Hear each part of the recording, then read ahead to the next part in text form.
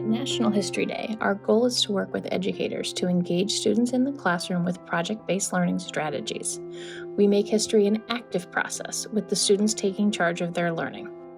In these programs, we're going to work with teachers and coordinators to provide training, support, supplies, and the mentorship and support to help them help their students do historical research in the classroom. National History Day is focused on project-based learning. So a lot of the skills that we're reinforcing and growing with our teachers focus on project-based learning skills.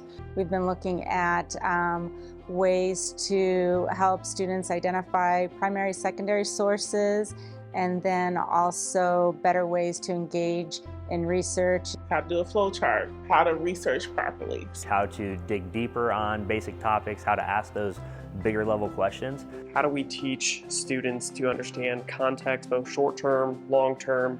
What I love is that they're teaching us how to teach them this. Every time we invest in a teacher, we invest in their students. The average National History Day teacher teaches about 125 students each year. Every time we improve a teacher's skill, we're multiplying that impact.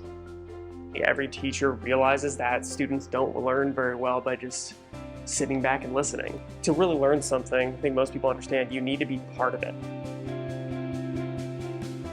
We always stress to our students that we want them to be lifelong learners, and we as teachers need to model that as well. And I believe, really as a teacher, having been in the classroom for 15 years myself, that whenever I came across maybe a new program or a new approach, there was a genuine enthusiasm and kind of a reinvigoration of the excitement for what the school year could bring. Anytime we look at what we consider to be a national story, it's really the story of a collection of communities. And one of the things we want to build is connections between teachers in a community and the archivists, librarians, and historical societies that are thrilled to have National History Day students learning about the history of their communities. And oftentimes it's about exposing teachers to what treasures lie there. Showing the teachers that there are options, that they can make that happen for their students. If a student wants to come here and go to our library and look at something, they can have that experience. We focus on practical strategies, things that can be created, that can be dropped immediately into the classroom.